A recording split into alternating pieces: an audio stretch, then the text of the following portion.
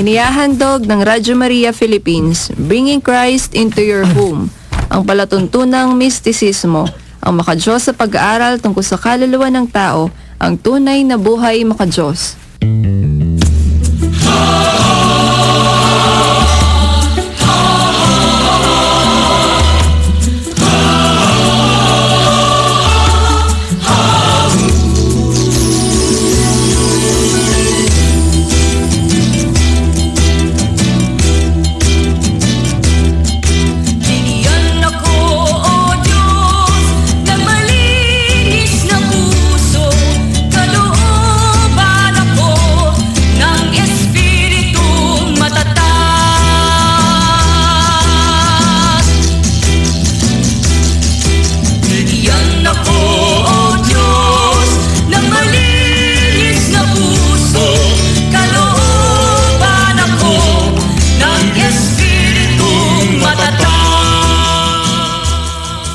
Sa mapayapang pakikinig po sa inyong lahat, mga minamahal naming taga-subaybay ng Radyo Maria, na sumasin po dito sa 99.7 FM Tarlac, 101.5 FM sa Cagayan, 102.1 FM sa Isabela, at 95.9 FM sa Zambales. Bringing Christ into your home, sumayin niyo po lahat ng kapayapaan, Brother Ronald po. Brother Rico Silva, LBC ng St. Michael the Archangel Paris. Patuloy na bumabati ng isa pong napakaganda at payapang linggo ng gabi sa inyo lahat. Magandang gabi po sa inyong lahat. Kami pong mali si Sister Marjorie ng San Rafael. Magandang gabi po, magandang gabi sa inyo lahat mga kapatid. Kami po si Brother Sarias na bumabati ng magandang gabi sa inyo lahat. Muli po, magandang gabi at mapayapang gabi po sa inyong lahat, mga minamahal naming taga-subaybay ng ating himpilang Radyo Maria. At sa ngalan po ng himpilan ng ating mahal na, muli po ang pagbati po sa inyo ng mabiyayang gabi sa inyong lahat, mga minamahal naming taga-subaybay ng himpilang ito. Ang Radyo Maria, Bringing Christ into your home. Linggo na naman po ng gabi at muli namin kayong inaanyayahan na kami ay inyong samahan sa pag-aaral at pagtuklas sa mga hiwaga at karunungan ng mga salita ng Diyos dito sa programang Ang Mistisismo ng ating pananampalatayang Kristiyano Katoliko, ang tunay na buhay makadiyos. Hangad ng programa natin ito na makapagdulot sa inyong mga tagapakinig ng Radyo Maria ng mga kaunawaan tungkol sa katotohanan ng ating pangkaluluwang buhay. Ngunit bago po tayo tuluyang dumako sa ating mga paksa, kayo ay aming inaanyayahan sa pag-aalay ng isang panalangin. Ave Maria Purissima. Simplado kong si Pita. Sa ngalan ng Ama, ng Anak, ng Diyos, Espiritu Santo. Amen. Sa ngalan po ng kadakilaan ng kaluwalhatian ng Diyos at ninyong mahal naming Ina, ay patuloy po kaming walang sawang nagpupuri sa inyo, sa Banal Espiritu, sa Amang Diyos na makapangyarihan sa lahat ng may gawa ng mga langit at lupa, at sa inyo po Panginoon namin Jesucristo, kasama ng Espiritu Santo. Sa mga sumandali pong ito ay lubos po kaming nagpapasalamat. Unang-una po ay sa pagluloob ninyo na kaming magkakapatid ay makarating sa radyo booth ng Radyo Maria Philippines ang inyong banal na himpilan na matiwasay at maayos. Ganoon din naman sa aming pag-uwi sa aming mga tahanan, sapagkat kayo bilang may agda naming buhay, mahal namin Panginoon at mahal namin Ina, ang nakababatid ko ang para sa amin. After all, kung wala ang Diyos, ay walang magagawa ang tao.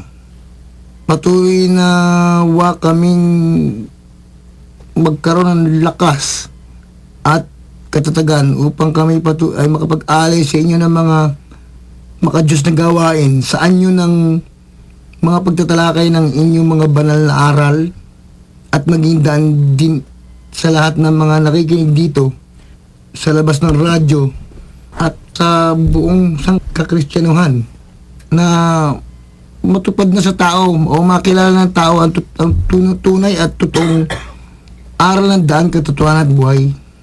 Alang-alang po sa mga nalalabing ilang panahon pa ng inyong paipagtipan sa amin, mahal namin Ina at Panginoon. Kasabay din po nito, patuloy nyo rin nawa kaming pagkalooban ng mga maluwalhating paggabay sa aming mga sarili, mga pamilya, mga kapwa, sa aming mga gawain pangkatawan at pangkaluluwa sa araw-araw. Huwag nawa kayong magsawang akayin kami palagi sa gawaing kabanalan. Patungo po sa katapatan ng aming mga kaluluwa sa Diyos at kaganapan din naman ng aming mga espiritu upang ang magkamit ng meriton ng aming paglakbay sa buhay mga Diyos to ay ang aming mga pamilya at mga kamag-anakan at yung mga naghihirap na kaluluwa sa purgatorio. Kalisabay po ito sa lahat po ng aming mga minamahal sa buhay ay maghari patuloy sa kanila ang inyong mapagpalang kamay at awa. Kaya sa ngalan po ng inyong kadakilaan at kalulatian bilang tatlong banal na mahiwagang persona sa iisang Diyos, sumaamin nawang lahat ang inyong pagkapala at biyaya. Siya nawa, Inang Birheng sisidla ng tanging kataimtiman, ipanalangin niyo po kami. Sa ngalan ng mga anak ng Diyos Espiritu Santo. Amen. Maraming salamat, Brother Rico, sa ating pong panalangin. At muli po, mga ginigilin namin mga taga-subaybay, ang paalala po ng ating programa na ang bawat programa po ng ating himpilan dito po sa Radyo Maria ay atin pong maaaring ding mapakinggan sa mga karating probinsya sa buong Pilipinas at sa buong mundo sa pamamagitan ng audio streaming sa mga website ng Radyo Maria sa www.radyomaria.ph at sa World Family of Radyo Maria sa www.radyomaria.org. Sa atin pong panibagong pagtatanghal ng ating palatuntunan ng ating programa dito po sa ating programang Mistisismo ay tayo po dumarako na po sa ikatlong linggo ng pagkabuhay ng ating Panginoong Kristo, pagdiriwang ng pagkabuhay ng ating Panginoong Kristo. Na dito naman sa ating pong Ebanghelyo kanina, ating pong susulyapan mga kapatid, aming pong paalala sa inyo, nakapagsimba na po ba kayo kanina? Sana naman, ano po. At kung hindi man, pagsikapan po natin sa susunod na linggo, makapagsimba po tayo. Ang pagpapakita po ng ating Panginoon sa mga kanyang mga alagad na sa tabing dagat, ano po, na doon nakita nilang kumakain ng ating Panginoon. Ibig sabihin, sa kanyang muling pagkabuhay, hindi po siya naging multo. Siya po ay meron din pong katawan. No? Na magamot may katawan dahil nga po sa pagiging isang ganap na purong-purong maka-espiritong buhay. Maging ang kanya pong katawan, physical, ano po, kayang maglagos sa pader, ano po. Pero meron pong katawan. At yan po ang isang kahiwagaan ng isang taong tunay na mistiko na atin pong tinatawag, ano po, ang ating Panginoong Kristo. Kaya naman po sa atin pong pagtalakay dito, atin po munang susulyapan yung ating nakaraan pong paksa tungkol po dun sa ang pangakong babae, ano po, ang ating malay na nga po, ang Birheng Maria, na kung kaya sinabi pong isang pangako sapagkat hindi naman po basta magkakatawang tao ang ating Panginoong Kristo, ang Diyos, kung wala po siyang gagamiting magiging, sabi nga po, kanya pong sinapupunan na gagamitin upang siya ay mabuo bilang isang tao dito sa ating piling, ano po. At yan nga po, napili ang ating mahal na ina. Hindi po sa kagustuhan ng tao na siya ay maisilang, kundi sa kagustuhan din po ng Diyos na maisilang ang ating mahal na inang Birheng Maria sa sinapupunan ni Santa Ana, ng kanyang ina, sa kanyang katandaan.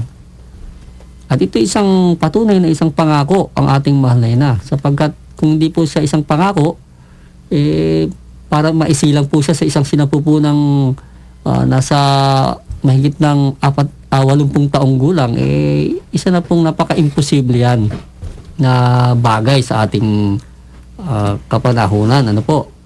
At kahit na po isipin po natin literal, talagang napakahirap po namang mangyari na yung 80 anyos magbuntis pa. Kung hindi na nga lang talaga sa kagustuhan at kalooban ng Diyos. At yan po ang naganap sa ating pong mahal na ina, ang pagkakatawan tao po ng ating mahal na ina, sa sinapupunan naman ng kanyang inang si Santa Ana. At dun nga, sa kasaysayan ay naglakbay ang kasaysayan at dumating nga sa punto na ipinakita nga ron na ang naging papel ng babaeng ipinangako ay napakahirap po, sapagkat siya ay tatango sa isang pagsunod na kailangan niyang yakapin. Ano po yan? Yung magbuntis po siya ng walang asawa, ng walang nakikilalang lalaki. At yan po, alam po naman natin sa kapanahunan po ng Lumang Tipan, isa pong karumal-dumal na pagkakasala ng isang babae magbuntis ng walang asawa. At yan po ay hinahatulan ng kamatayan ayon sa batas ni Moises sa pamamagitan ng pagbato. Hindi po abi nga po matatawaran o basta-basta po yung naging role ng ating mahal na ina upang maging kabahagi ng misyon ng ating Panginoong Jesucristo, ng ating Panginoong Diyos sa kanyang pagkakatawang tao.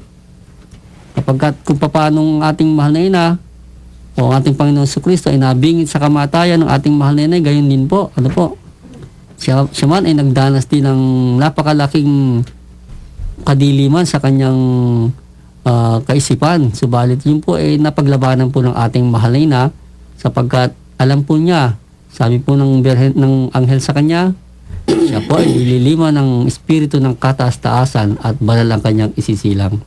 Kaya naman po dun sa Magnificat o awit ng ating mahal na ina o papuri ng ating mahal na ina, talagang ibinuhos po ng ating mahal na ina doon sa pamamagitan ng Espiritu Santo ang lahat ng mga kadakilaang tatanawin ng sangkatauhan sa kanyang pangalan bilang ina ng manunubos, na siya nga po ay tatawaging pinakadakila sa lahat ng babae. Sa lahat ng panahon siya ay magiging dakila at ang kanyang pangalan ay ibabandila ng lahat ng mga bansa. At yan po naman ay naganap. Hindi po naging kasinungalingan yan na hanggang sa ngayon nakatayo ang ating inang simbahan at patuloy na namamayagpag. Kaya naman sa atin pong panibagong paksa, ito po ating iuugnay ang kasaysayan ng ating mahal na ina pa rin dito po sa paksang Estrella ni David, ang talang maliwanag sa umaga. Babasahin po muna sa atin ang ating kapatid. Sumainyo ang kapayapaan. At sumainyo rin. Ang pagbasa sa banal na ebanghelyo ng Espiritu Santo sang-ayon sa aklat ng pahayag na may kabanata 22, talata 12 hanggang 21. Paglasin po sa inyo po. Panginoon. Masdan ninyo, nalalapit na ang aking pagdating at taglay ko ang aking gantimpala upang igawad sa bawat isang nararapat sa kanyang gawa. Ako ang Alpha at ang Omega, ang una at ang huli, ang simula at ang wakas. Mapapalad ang mga naghuhugas ng kanilang mga damit sapagkat magkakaroon sila ng karapatan sa punong kahoy ng buhay at makapasok sa mga pintuan ng lungsod. Nasa labas ang mga aso, ang mga mangkukulam, ang mga mahahalay, ang mga mamamatay tao, ang mga sumasamba sa mga Diyos-Diyosan, at lahat ng mahilig at gumagawa ng kasinungalingan. Akong si Jesus ay nagsugo ng aking anghel upang patotohanan sa inyo ang mga bagay na ito sa mga iglesia. Ako ang ugat at supling ni David, ang talang maliwanag sa umaga. Sinasabi ng Espiritu at ng Esposa, halika. At iwikain naman ng nakaririnig, halika. Kaya ang nauuhaw ay pumarito at yaong naghahangad ay kumuha ng tubig ng walang bayad. Pinatutunayan ko sa lahat ng nakaririnig ng mga salita ng propesiya ng aklat na ito, ang sino mang magdagdag sa mga ito ay daragdagan ng Diyos ng mga salot na nakasulat sa aklat na ito. At sino mang mag-alis sa mga salita ng aklat ng propesiyang ito, ay aalisan ng Diyos ng bahagi sa punong kahoy ng buhay at sa lungsod ng banal na nakasulat sa aklat na ito. Sinabi na nagpapatunay ng mga bagay na ito, oo, darating na ako, siya nawa. Halika, Panginoong Hesus. Ang biyaya ng Panginoong Hesus ay mapa sa lahat ng mga banal, siya nawa. Ito po mga kapatid, ang banal na salita ng Diyos. Salamat po sa Diyos. Maraming salamat, Sister Marjorie, sa ating pong pagbabasa po ng ating paksa. At yun nga po, sa bahagi po yun ng binasa ng ating kapatid, ano po, yun po nasasaad po sa aklat po ng pahayag o Apokalipsis, ano po. Ito yung isang hula ng nakaraan, kasalukuyan, at ng hinaharap. Yan po ang Apokalipsis. Kung atin pong uunawain ang mga nakasulat niyan. Kaya naman po sa atin pong tatalakayin ngayon, ito pong Estrella ni David. Ano po? Alam mo ba Estrella? Estrella. Tala. Ito'y tala, no? Sa Tagalog, tala. Ang tala ng liwanag sa umagan. Sabi nga po, ang sinasabi ng banal na kasulatan na ang Mesiyas ay manggagaling sa lipi ni o sa lahi ni David. Ano po? Kung kaya naman, ang ating Panginoong Jesucristo, sinasabi niyang anak siya ni David. Kaya pag may sumisigaw ng mga tao nun sa pangangaral niya, Jesus, anak ni David.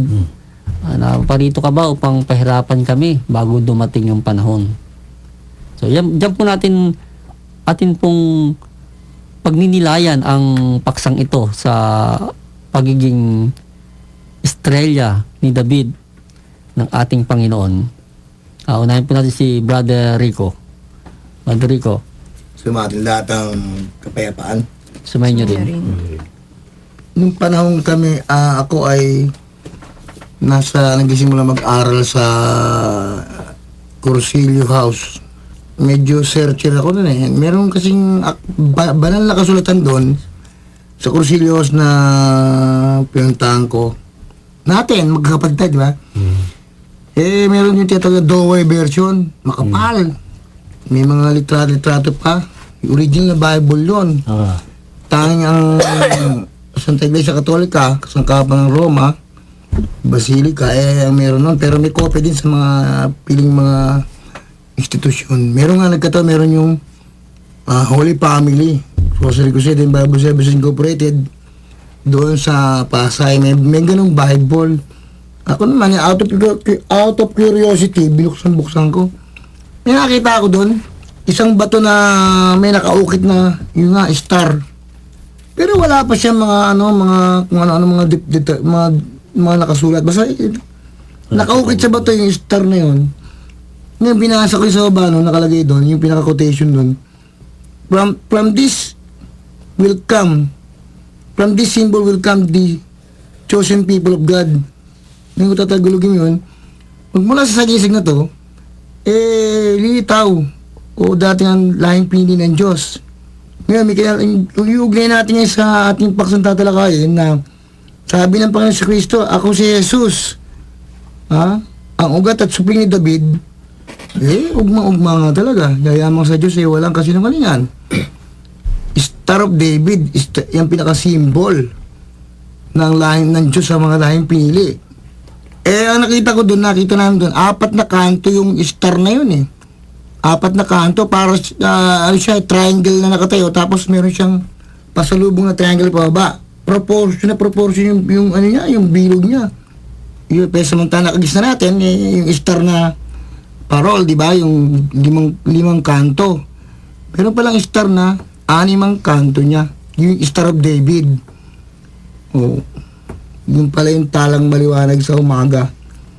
Siyempre, kung sa sarili ko, pag-aaralan ko siya, spiritual in nature yung star na yan. Hindi siya literal. At kung yan niya magdadala sa tao, sa titulong lahing pinili ng Diyos, sa ating mga panahon ngayon, nasa Pilipinas na kaya star na yan? Yun po muna. Maraming salamat, Brother Rico, sa inyo pong pahayag sa ating paksa. At sabi nga po, binanggit nga po ng ating mga kapatid, tinatanong niya kung itong estrelyang to, nasa Pilipinas na, ano po. Ito po, estrella ni David. At ito nga po, masasabi nating tala. Ano po, tala ni David. Sa atin pong pagkilala sa atin pong pananampalataya, ano po, ating munang ilalagay yung ating pananaw at pagtingin po sa ating pananampalataya na isinagawa ng ating Panginoon. babase po tayo dun sa katauhan po muna ng ating Panginoong Kristo, ano po. Na sinasabi nga po ng banal na kasulatan sa bago pa po dumating ang ating Panginoong Kristo sa aklat pa rin po ni Isaias na sinasabing sa kabanata Siyam, talata 1, ang bayang naglalakad sa karinlan ay nakakita ng isang malaking liwanag. Sa mga naninirahan sa lupang madilim ay sumikat ang isang maliwanag na tanglaw. At dito po naman sa kabanata 5, sapagkat ipinanganak sa atin ng isang bata, ibinigay sa atin ng isang anak, at nasa kanyang balikat ang pamumuno at tatawagin siyang kahangahangang tagapayo, malakas na Diyos, walang hanggang Ama, prinsipe ng kapayapaan. Ang kanyang kaharian ay lalaganap ng lalaganap at walang hanggan ang kanyang kapayapaan. Uupo siya sa luklukan ni David at sa kanyang kaharian upang pakatatagin at palakasin ito sa karapatan at katarungan mula ngayon magpakailan paman. Mangyayari ito sa pagpunyagi ng Panginoon ng mga hukbo. Ito po ay isang pangako sa sangkatauhan na pinahayag ng ating Panginoong Diyos sa pamamagitan ng propeta Isaiah, sapagkat yun nga po, dahil nga po yung tao sa kanilang pagkakasala ay naging matigas na po yung puso ng mga tao, ano po. Ating nga pong balikan ang kasaysayan ng lahing pinili. Magmula nang sila kunin sa Ehipto, gaano po ba kalakas na kamay ng Diyos para sila ay hugutin mula sa kapangyarihan ng Paraon. At pagkatapos noon, hindi lamang sila pinakawalan ng Paraon, itinawid pa sila sa dagat na pula. Mantakin niyo po yan, ano? Yung dagat, ano po? Yung dagat biniyak, ano po, sa pamamagitan ng kapangyarihan ng Diyos. Napaka-bigat pong napaka-laking kababalaghan po sa harap ng Israel yan. At nung sila'y makalabas na, pinaglakbay sila ng Diyos sa ilang napuok sa disyerto. Subalit doon nga po, nung sila ay nakakaramdam na ng pagod, gutom, dahil disyerto po ang nilalakaran nila, nandiyan na po yung paglitaw ng katigasan ng puso ng tao at kanilang pagsalangsang sa Diyos. Bakit? Sapagkat makailang beses nilang tinukso ang Diyos dahil sa kanilang mga kahinaan. Ilang beses nilang pinagkasalanan ng Diyos. Kaya naman kung ano-anong mga parusa inabot ng mga lahing pinili sa kanilang paglalakbay sa disyerto dahil sa kanilang mga kasalanan.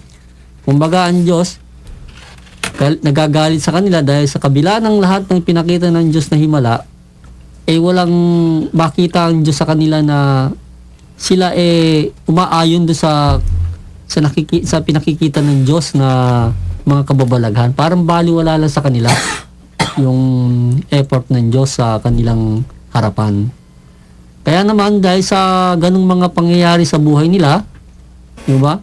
Nakita natin na ang Diyos gumawa ng mga hakbang laban sa kanila. Kaya makita natin na sila ay pinaulanan ng mga ulupong, mga ahas. Na kung kaya naman dahil sa pag-ulan na yun, marami nangamatay. Subalit sa awa pa rin ng Diyos, binigyan sila ng lunas sa pamamagitan ng tansong ahas na pinagawa niya kay Moses na ibinandila na ang sino mang tumingin gagaling. At pagkatapos noon, gumawa pa rin po ang mga lahing pinili ng mabigat na kasalanan nung sila ay sumamba na sa gawa ng kamay ng tao, yung Diyos-Diyosa na kanilang ginawa. Kasangkapan po si Aaron, yung kasama ni Moises, yung guyang ginto na kanilang sinamba habang si Moises nakikipag-usap sa Diyos sa bundok ng Sinai. At nung pagbaba ni Moises, nakita niya yung mga Israelita na nagdiriwang, nagsasaya sa harap ng isang Diyos-Diyosa na kanilang ginawa. Kaya naman sa galit ng Diyos, sila ay ibinulusok sa mga bitak-biyak ng lupa, ang ibang mga Israelita na nagkasala. Kaya naman doon sa panahon na yun, makikita po natin na ang tao, higit sa lahat ang lahing pinili, na minahal ng Diyos, tila ba walang anumang pag-asa upang ang Diyos ay mabigyan nila ng ganap na kasiyahan sa kanilang ginagawa. Kaya naman ang Diyos, sabi nga doon sa sulat ni Isaias, ni Propeta Isaias, na siya ay magkakaroon ng mayroong isang isisilang na sanggol. Uupo sa luklukan ni David at tatawaging walang hanggan ng kanyang kaharian. Ano po? Ayun nga pong binasa natin kanina. At yan na nga po ang pagbibigay ng pahayag kung paano pong isisilang ang ating Panginoong Jesucristo na siyang tinuturing na tanglaw na isang liwanag. Ano po? Liwanag na sisilay sa sangkatauhan. Subalit kung meron pong liwanag, meron nga pong pinagmumulan yan. At yan po ang ating, sabi nga po, tatalakayin pa sa pagpapalaot po ng ating talakayan. At pansamantala po, ating pong hingan ang pahayag ng ating isang kapatid na si Sister Marjorie tungkol po sa ating paksa. Sa simula po ng ating pagbasa, naroon po yung magpapakilala ng ating Panginoong Hesukristo na taglay po niya yung kanyang gantimpala upang igawad po sa bawat isa ang nararapat sa kanyang gawa. So pertaining to our works po, nandun sa gawa, hindi mabuti, hindi masama, kundi yung paggawa po ng kabanalan na atin na pong natalakay nung mga nakaraang araw, which is yung pagsunod po sa kalooban ng Diyos ng may kabanalan at kababaan ng loob ng ating mahal na ina at ang ating Panginoong Hesukristo ang siyang nanguna po sa pagtupad po nito. At tayo rin naman po upang makatugon po tayo sa kabanalang yun, sinabi po ng ating Panginoong Hesus, mapapalad ang mga naguhugas ng kanilang mga damit. No, ito po yung sumasalamin sa paglilinis ng ating kaluluwa upang tayo po ay maging banal. At bahagi po ng ating pagbabanal, no, bilang isang pinyagang Katoliko Kristiyano, tayo po ay kinakailangan magpasakop sa 7 sakramento po ng ating inang simbahan po ang siya nagtataguyod sa pamamagitan po ng ating mga kaparian. At ganoon din naman po sa paglilinis po na ito, nabibigyan po tayo ng karapatan sa punong kahoy ng buhay na nabanggit nga po sa unang talata ng pahayag 22, sinabi dito na ang punong kahoy ng buhay ay may 12 uri ng bunga. And this is the gift of the Holy Spirit. Yung kalinisan, kapayapaan, kagalakan, pag-ibig, paghahangad, malumay, katsagaan, kaamuan, kahinahunan, pananampalataya, kabutihan, at kagandahang asal o kahinhinan. At lalo tigit, naroon po yung sinabi ng Panginoon, kaya ang nauuhaw ay pumarito at yung naghahangad ay kumuha ng tubig ng walang bayad. Ito pa rin po ay nauukol po sa ating pong pagbabanal, pag-aaral at pagsasagawa. No? Nais ko pong ibahagi sa inyo yung isang, the essence of Divine Mercy Devotion doon is the mercy na sinabi ni Jesus Christ doon kay Saint Maria Faustina. I demand deeds of mercy and I'll give you 3 ways of exercising mercy toward your neighbor. Sabi po niya, first, by deed, sa gawa po yun. Second, by words, no, sa pag-aaral. Third, by prayer. So, piety study action pa rin po yung kinabagsakan ng gusto po ng ating Panginoong Hesukristo. The prayer, which is the piety, yung pagbabanal, sa Santo Rosario po. The word, the study, yung pag-aaral po natin. And the action, yung deed, paggawa po ng ating mga napag-aralan sa ating kapwa. And it shows po na nalilinis po tayo sa mga ganong paggawa po natin. At dahil doon po, yung liwanag na kay Kristo napupunta po sa bawat isa sa atin, sa mga tumutupad po nito. No? At hindi lamang po kapunuan doon sa pagkauhaw po natin sa kabanalan ang matutupad, kung hindi yung 12 gifts of the Holy Spirit, yun yung mapapasa atin. At yun po yung makakapagliligtas po sa atin, magbibigay sa atin ng susi sa kaharian ng langit. Maraming salamat, Sister Marjorie.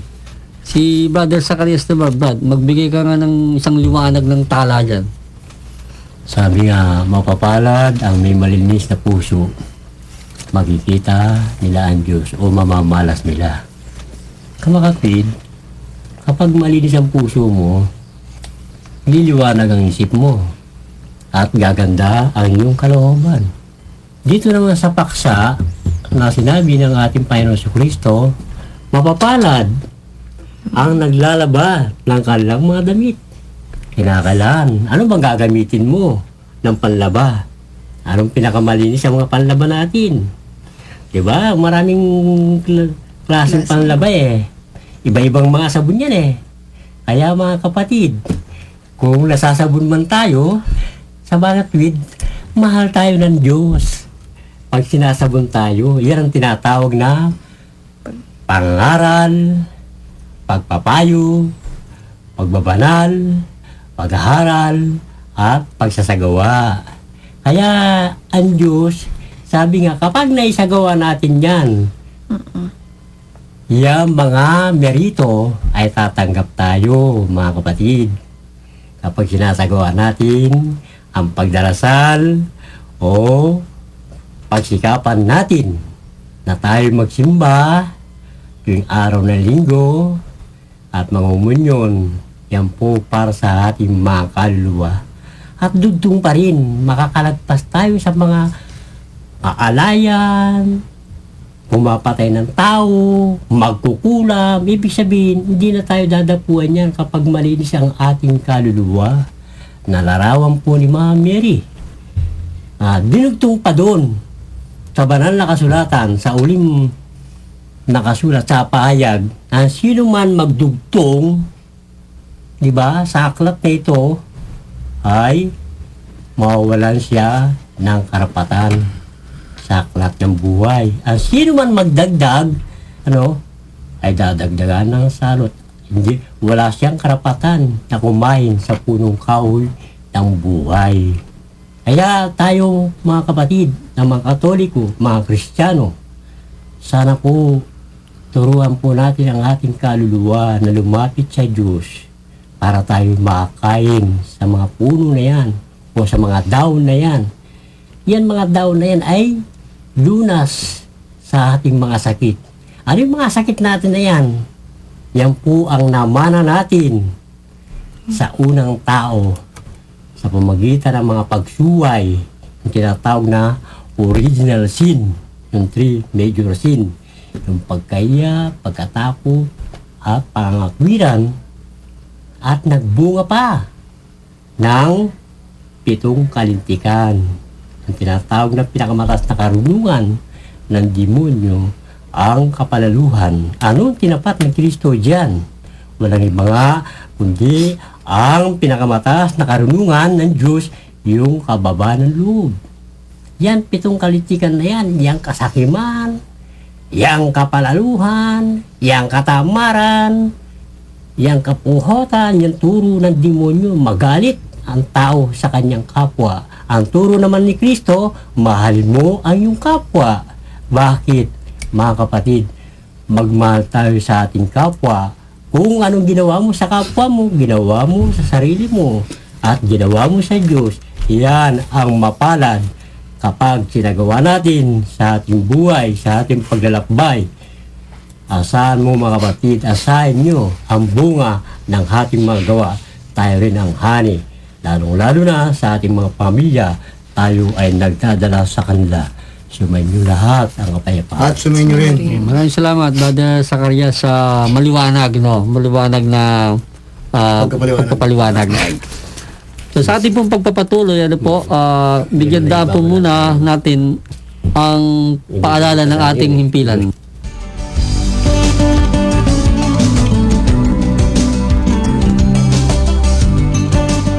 Napakabilis ng takbo ng panahon. Minsan, parang walang katapusan at kapaguran. Ngunit minsan, hindi natin namamalayan na nalilipasan na tayo ng panahon. Hindi natin maipaliwanag kung bakit tayo nababagot, nalulungkot at nawawalan ng pag-asa. Pamilyar ba? Teka muna. Sandali lang. Dahan-dahan. Maghunos dili ka. Pakinggan mo muna ang kwento ko at maraming kwento ng tulad mo. Tara, samahan mo kami at bigyan natin ng kwenta ang bawat kwento. Teka muna, mapapakinggan yan tuwing Miyerkules 10:00 ng umaga sa Radyo Maria, bringing Christ into your home.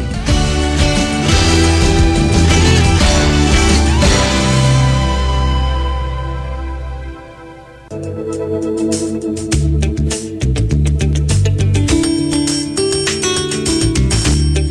Radyo Maria ay mapapakinggan sa mga sumusunod na cable TV companies ng Compuart Technology Network Incorporated sa Channel 99, sa Tarlac High-Tech Cable TV, CLC TV at ACCTN, sa Pampanga, ACCTN, Compuart at CLC, sa Bulacan, Golden Eagle Cable Corporation, Good Shepherd Cable TV, Villarama Cable TV at CLC, Rainbow, NSCV, sa Bataan, Apollo Fly Cable TV at Mariveles Space Cable. Halina't makinig at makibahagi sa misyon ng Radyo Maria.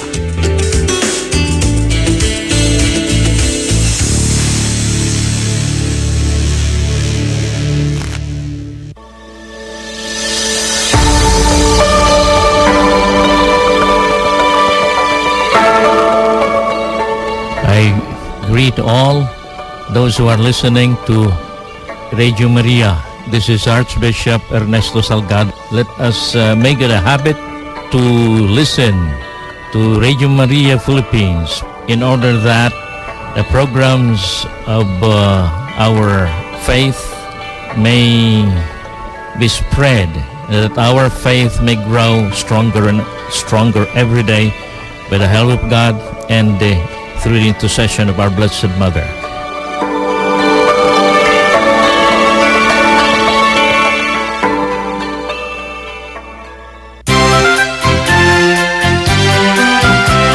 Radio Maria Philippines, bringing Christ and the home.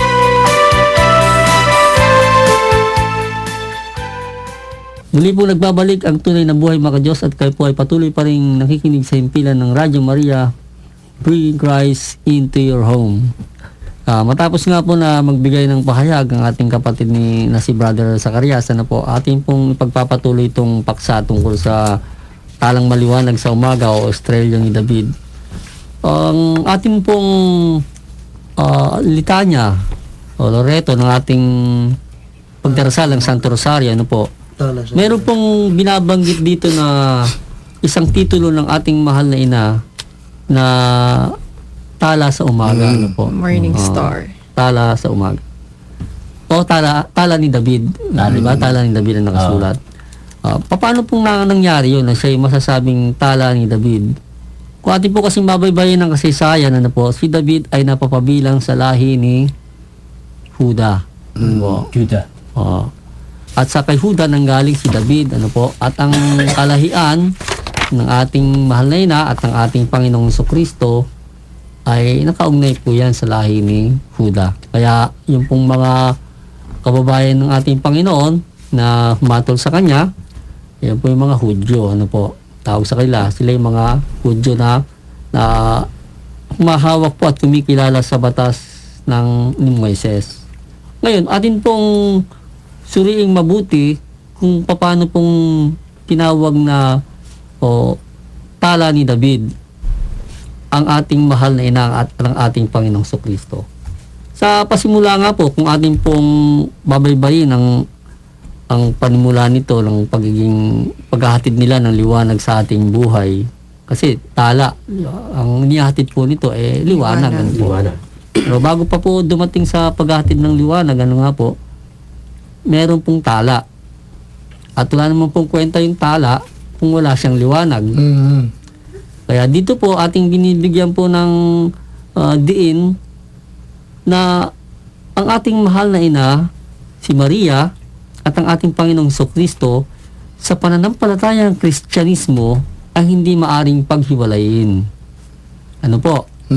Sapagkat kung di po natin, ihiwalay po natin si Mama Mary at si Kristo lang pong ating dadalhin, kulang po yung ating pagkilala sa Kristyanismo. Hindi po makapagbibigay ng kaliwanagan yung Kristyanismo na ating daladala. Kaya sa atin pong pananampalatayang Katoliko, lagi pong magkaugnayan, sapagkat kung si Mama Mary yung tala, ang ating Panginoong Jesucristo, siya yung liwanag na nagmumula sa tala na yan. Kaya kung wala yung tala na yan, wala yung liwanag na yan. At kung wala yung liwanag na yan, wala rin yung tala na yon. So, yun po yan silang dalawa. At paano pong nangyari ito na sila ay, sabi nga po, magkaugnay sa ating paksa? Sapagkat dito nga po sa pananampalataya natin, ano po, na binabanggit nga po sa litanya ng ating Santo Rosario, ng panalangin natin Santo Rosario, na si Mama Mary ay tala ni David. Tala ni David. Sapagkat sa kanya po nagmula at isinilang ang sinasabing bata na isisilang sa gitna natin na tatawaging Emmanuel, na siyang maghahari, taglay ang kaharian ng katarungan. Hindi po yung kaharian literal na katulad ng mga haring literal, kundi siya po'y hari ng kapayapaan, hari ng katarungan. At ang kanyang pinagharian ay hindi po yung mga physical body natin. Hindi po yung mga katawan lupa natin ang pinagharian ng ating Panginoon Kristo, kundi ang lahat ng mga kaluluwa ng tao na may kasangkap na isip, puso at kalooban. Kaya po sa atin pong pananampalataya ng Kristiyano Katoliko, magmula po ng ating Panginoon Kristo ay namatay at nagbayubay sa krus, na isilang po sa gitna ng ating isip, puso at kalooban ang tinatawag na konsyensya. Ito pong konsyensya po, ito pong pinaka-sanktuaryo ng Espiritu Santo sa ating pagkatao na nabuksan ng ating Panginoon sa Kristo ay managutan ng hininga sa kanyang pagkakabayubay sa krus. Kaya yung isang kawal po rin, sabi niya, tunay nga na ang tao ito ay anak ng Diyos. Diretso po yung daan ng ating konsyensya ng Diyos sa ating pagkatao. Kaya ang ating po mga isip-isip kalooban, meron po tayong konsyensya dyan. Kaya sabi mo po, ang sama po ng tao, meron pong nananatiling maliit na kabutihan dyan sa gitna ng kanyang isip-isip kalooban. Bunga ng liwanag na iniwan ng ating Panginoon Jesucristo sa kanyang pagkakasakit at pagkakabayubay sa krus. At ito ay nananahan. At ating itong, sabi nga po, kinakain yan. Spiritual, yung kaunawaan na yan, sa ating ina, sa ating inang simbahan. Sa pamamagitan ito, ng ating pagkilala sa mga sakramento na siyang nagpapalinis sa ating mga isip-isip kalooban. Kaya nga po yung sakramento, binabanggit ko natin palagi yan, ang tawag po dyan, sanctifying grace. Mga biyayang nagpapabanal. Kaya sabi ni Brad kanina, mapapalad yung mga naglalaban ng kanilang mga damit. Ito, ano ba klase ito? Sanctifying grace. Kaya po yung pang-kuskus dyan na po. At hindi pa po natin nalalaman yung mga biyayang nagpapabanal na yan, narito po tayo para po malaman natin mga minamahal namin ng pagkasubaybay. Ano po?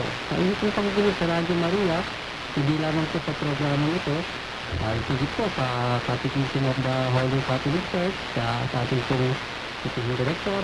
Doon po malinaw na ating pong makikita at maintindihan ang mga kahalagahan ng mga biyayang nagpapabanal. Kung paano natin itong, kung bakit dapat natin itong kilalanin at ating pong tamasahin sa ating buhay na pangkaluluwa. Kaya dito po sa ating pong paksa na ito, ang ating Panginoong Jesucristo ay nakaugnay po sa ating mahal na ina. Yan po ang ating inang simbahan. Opo. At hindi po natin maaaring taglayin ang ating Panginoong Jesus kung ang tulong po ng ating mahal na ina ay wala po. Kapagkat siya po yung pinagmumulan yan ng tala na yan. Kung gusto po natin ang ating Panginoong Jesus ay makasama natin, at hindi po dapat nahanapin si Mama Mary, sapagkat kung nasaan siya, naandun po yan si Jesus. Kung sila ay magkasama noon ngayon at magpakailanman, magkasama pa rin po yan sila. Hindi po yan sila pwedeng paghiwalayin. Apo. Maging sa ating pananampalataya, ano po, sa lahat ng altar ng ating simbahan, ano po, ang sagisag o ang imahe ng ating mahal na ina ay hindi po maaaring mawala dyan. At tanging ang ating po lamang pananampalatayang Katoliko, Kristiyano Katoliko ang siyang meron yan na ating pong pinikilala. So, ating pong binabandila ang ating mahal na ina sa pananampalatayang Kristiyano Katoliko. At sa iba pa pong mga liwanag ito, Brother Rico, baka meron kang gusto pang ipaliwanag. Yung nabanggit namin kayo ng pagbubukas ng talakayan sa Star of David na po. Yan nga yung yung binanggit doon sa quotation doon sila ng bato namin nakausig na tala Star. From this symbol will come the chosen people of God. So kung tatagalogin natin, magmula sa sagisag na ito ay lilitaw ang lahing pinili ng Diyos. Lumitaw nga. Natupad naman yun eh. Ano yung lahing pinili ng Diyos? Ngayon, bas na Israel. Yung mga piling tao ng mga sinagip magmula sa kamay ng mga Ehipsyo. At kung titingnan natin ang papansin natin ng Israel, mga kapatid, sa labas at loob ng radyo, ang bandera ng Israel ay isang tala na dalawang triangulo magkasaklob. Isang rising triangle at nakasukob dun sa kanya yung falling triangle. At may guhit na asul sa taas, may guhit na asul sa baba. Sa lumang tipan yun. Ang pinagtataka ko, bagamat di na ako nagtataka, yan Star of David yan. Bakit dito sa Revelation sa dulo, binantik na pagdaw sa Jesus na ugat at naging David. Nasa kaya yung star na yan ngayon. Dito binigay sa Revelation 22, wala na makaganda na din, tapos na ang tipan na yan, wala, may karoon sigurado. At dito binantik yan sa Revelation 22. Sabi niya, pagtipan na yung sigurado niya. Nandito dito yung Star of David yan, yung kala mo lang sumaga na yan. Kung nasa ang panig ng mundo yan. At naalala ko yung tuon, bukang bibig na kinakasangkapan ng araw. To gain the proper ontology with God, man must have or must possess the proper symbology. Para magkaroon ng isang maayos na pakikipag-isa ang tao sa Diyos, kinakailangan siyang maayos na sagisag. At yung talang maliwag sa umaga na yan, sa naabot na aming pananampalataya sa Diyos, yan yung proper symbol na galing sa Diyos. Dahil wala namang istar na mula sa tao na para sa lahing pinili ng Diyos eh. Kasi may lahing pinili ng Diyos, Diyos ang pumili doon sa lahi. Kaya yung symbol na yan, galing mismo sa Diyos na nagbigay dyan sa mga lahing pinili na yan. Yan ang lahing pinili Israel eh. Ito natin basang Pilipinas naman hindi naman lahing pinili ito eh. Lahing hinirang ba to? Kung ang Israel ang lupang pangako, ito naman sa atin lupang hinirang. Lupang hinirang. Pwede kaya hilingin natin na manaog sa ating internet sa ating bansa. Maraming salamat po. Brother Zacarias, baka may gusto ko pa ipaliwanag. Hindi pa nabanggit sa banal na kasulatan, yung huwag kayo sumamba sa mga Diyos-Diyos. Ano ba yun? Yung mga rebulto, Diyos-Diyosan ba yan?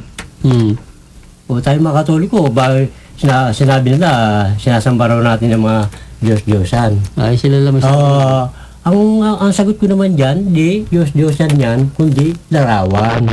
Kumbaga mga image, symbol. Sabi ka, mga symbol yan eh. Para tayo mga Katoliko, malaman natin na tayo mga Katoliko o mga Kristiyano na nagsisimba tuwing araw na linggo. Diba? Sabi sa kasaysayan, doon sa dako parahon, sabi, dalangin natin ang tao nang naayon sa ating larawan at wangis. Sa mga kapatid, meron talagang larawan. Bakit tayo dyan nakasulat, Diyos-Diyosan? Ano ba yung ibig sabihin ng Diyos-Diyosan? Diba? Ang ibig Diyos kasi ng tao yung sarili eh. Di ba yung kapalaluan ng tao, dapat huwag mong sasambayin yan. Ginto, di ba? Kaya nga dito sa ating kaya nga po dito sa ating programa, pinaliliwanag na po yan na kung paano nilalagay sa programa po ng ating pong direktor, kung paano po ang mga Katoliko hindi naman talaga sumasamba sa mga gawa na yan. Hindi. Sabi nga po, lahat ng ating mga representasyon ng ating pananampalataya ay meron pong mga kapaliwanagan yan.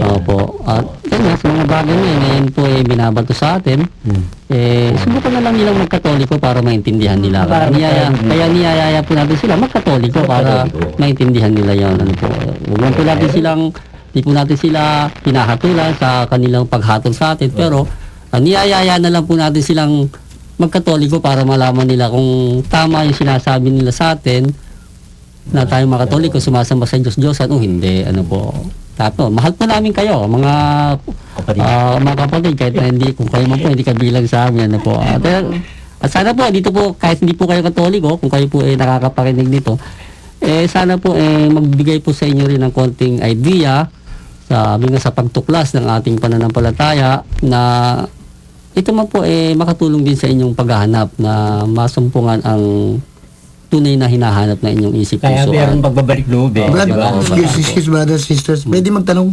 Kasi, ang nakalagay dito sa paksa natin sa Revelation, ang talang maliwanag sa umaga Kung talang maliwanag sa umaga, sino pinapaliwanagan nito? Yung umaga? Umaga. Kasi ang trabaho ng liwanag, magbigay liwanag sa isang lugar ng kadiliman. Pero ito, talang maliwanag sa umaga na, maliwanag na. Ano pa yung Napagtanong may kasabihin ng mga matatanda, sabi nila, hanggat maaga, lumakad ka na. Baka ikaw ay abutin ng dilim, ikaw ay kakapa-kapa. Diba? Kaya nga. Kaya ibig sabihin, hanggat maaga.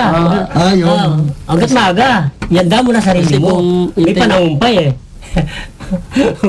Diba? Ano kasi natin dito, no, ang ating paksa na yan, medyo malawak yan, baka maulan tayong oras, ano po, kaya medyo sa susunod na talakayan natin, yung tanong ni Brother Rico, bakit sa umaga, no, tala sa umaga, ano po, yan isang paksa yan, isang episode yan. So sa susunod na lang siguro natin. Talang maliwanag sa umaga, ba't di sinabing talang maliwanag sa gabi? Pinapangako po namin sa inyo, mga minamahal namin taga-subayba, sa susunod na episode, yung tanong po ni Brother Rico para maging karugtong po ng ating paliwanagan, atin pong bubuksan yan. Pangako po yan. Ayun, amin po kayong inaayayahan sa aming Facebook page. Pakibisita lamang po ito at pag-search ang Mysticismo at inyo na pong mapapakinggan ang anumang paksa na inyo pong nais pakinggan. At gayon din po sa youtube.com, pag-search lamang po ang title ng aming paksa, Estrella ni David, ang talang maliwanag sa umaga. At inyo na po mapapakinggan. Maraming salamat po. At bago po kami tuluyang magpaalam sa aming pong programa, kami po ay patuloy na humingi po ng pasasalamat po. Kami po ay nagpapasalamat sa lahat po ng mga tumutulong at sumusuporta po sa lahat po ng mga programa po ng Radyo Maria. Maraming salamat po sa inyo lahat. Saan man po kayong panig ng mundo naroroon at panig ng Pilipinas. Maraming pong salamat. At sa lahat po ng mga tumutulong po sa kabuuan po ng pamunuan ng Radyo Maria, maraming pong salamat sa inyo pong pagbibigay daan po sa aming programa dito po sa himpilan po ng mahal na Inang Birheng Maria. At sa pagkakasta po na gumagalaw po sa amin, sir, maraming pong salamat. At muli po, kami po ay muling pagsamantalang nagpapaalam at nagpapasalamat sa inyong pakikinig dito po sa programang Ang Tunay na Buhay Makadiyos dito po sa himpilan ng ating mahal na Ina, ang Radyo Maria Philippines, bringing Christ into your home. Sumayin niyo pong lahat ng kapayapaan. At sa inyo rin.